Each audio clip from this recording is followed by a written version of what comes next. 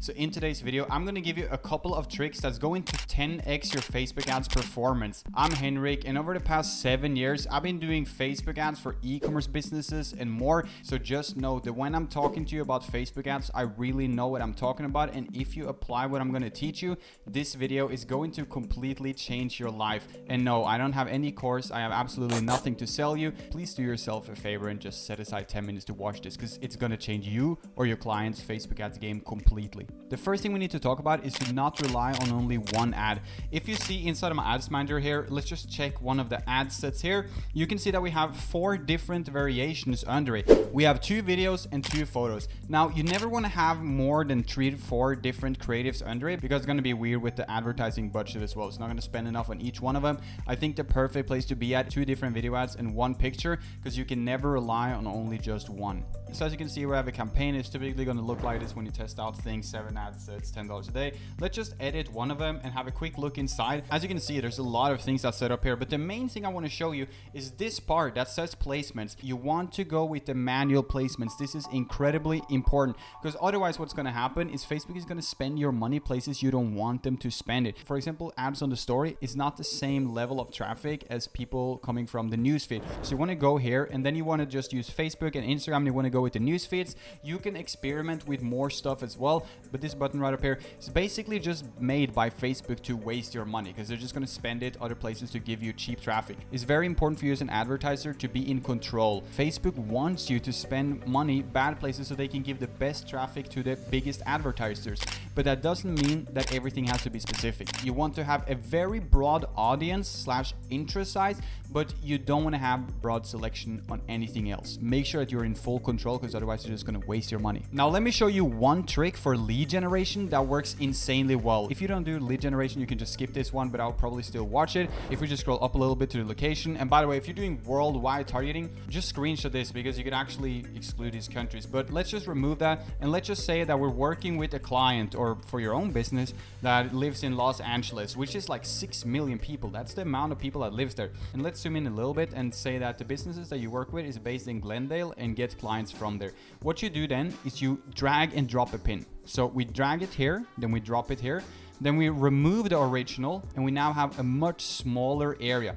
But let's be more specific. Let's say that it is not only in Glendale, they're in the place called Pasenda. What we can do is we can drop a new pin, then we can remove the old one. And as you can see, we still have a really big place. We can go to kilometers, and let's just say we put it to 5. And now we're getting traffic from the city that's actually going to buy from you. So we don't have to run the ads to all over the city, and Facebook is going to give us the worst traffic. We're being very specific. And now the people in that neighborhood, let's just say it's a gym you're working with, they're going to get the ad, every single one of them. But if you did the whole city, as you can see here, you would get people down here at the beach who would never be interested in going to the gym up here. So this is a hack for everyone that does lead generation. So let's talk a little bit about the metrics to look at when you run something with Facebook ads. The main thing you want to look at is click-through rate, which I have put all the way over here. And you want to have a click-through rate that's at least 2.5% in the early stages. A great click-through rate is around 3%, and an amazing click-through rate is somewhere around 4.5 to 5%. If you have that, you have a really good chance. A click-through rate is made up of, first of all, your audience and also your video ads. You want to have an ad that's actually really good and clickable with a clear call to action.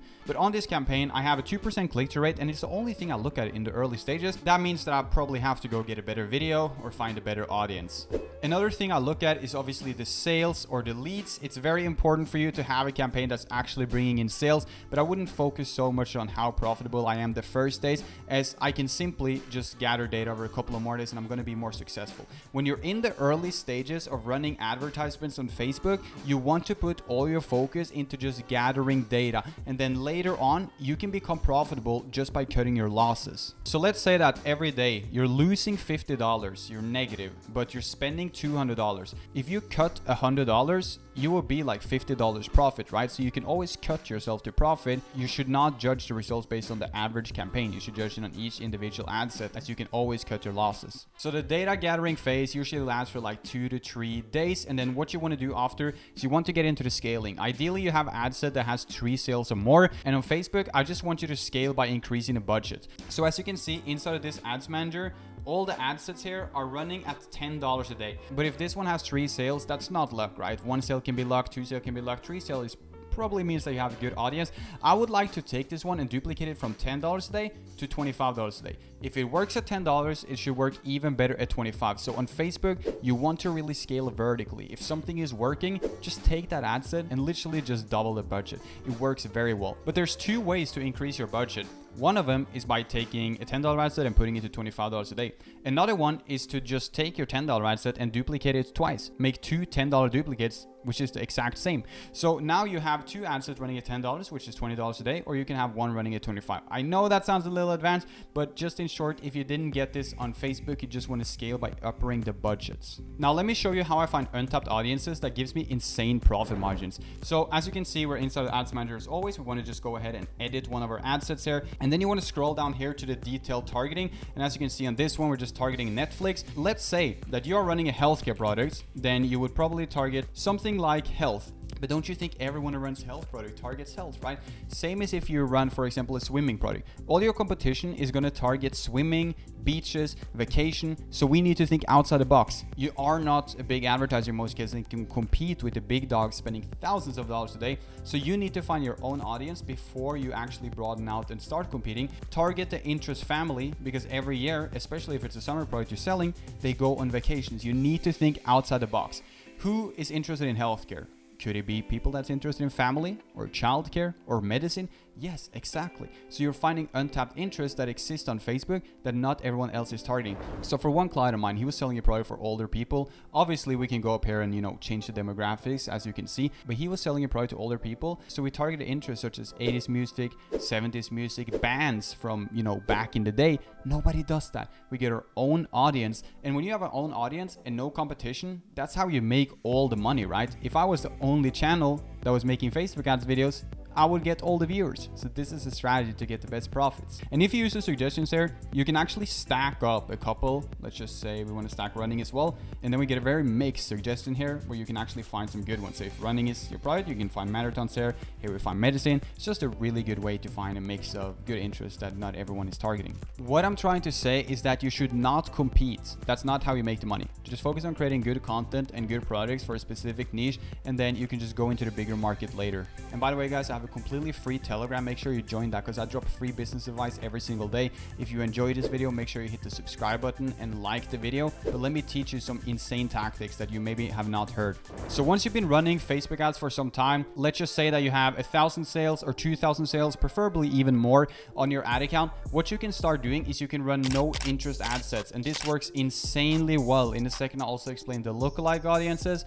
This works insanely well because you've been running on Facebook for so long now. You have all the data, so they know who your ideal audience is, and you no longer have to even use interest. It's actually better to trust Facebook at that point with all the data you have. So you can actually come to the interest selection here, and you can just remove all the interest and literally just run as broad as zero interest, and Facebook is going to know exactly where to target because you have so much sales and so much data. So for example, for Black Friday, we can just run like a $10,000 campaign or something, just put a bunch of money into a no interest ad set, and Facebook is going to know exactly where to send the traffic, and you're going to make tons of sales. But as I said, you need to be aware on Facebook that if you leave it too broad, they're just going to give you the worst traffic. So always be strict with them. Always be a little specific with what you want. The last scaling tactic I want to give you in this video is how to use lookalike audiences. I'm briefly just going to go over it because it will be a whole nother video topic. And if you want more Facebook ad videos, let me know in the comments. Lookalike audiences is insane because it's basically a copy of your old customers. With lookalike audiences for Facebook ads, you can pick out a percentage of a country that looks the most like your previous customers. So we can go to the US and we can take the 1% of the US that looks the most like our previous buyers and send them the ads. And those 1% are going to be pretty similar, right? So I recommend you to go 180 days back in time, get the emails and the data from your buyers, and you can literally run your own custom audience that nobody has, where you target people that's similar to your previous buyers. Do you see how powerful this is? Is really good. Anyways, that's gonna be it for today's video. I really hope that you found it valuable. I'm Henrik, and on this channel, I'm sharing everything that I know about business, mindset, how to make money online, advertising, and more. If you enjoyed this type of content, make sure that you hit the like button and subscribe to my channel, and I'll see you in the next video.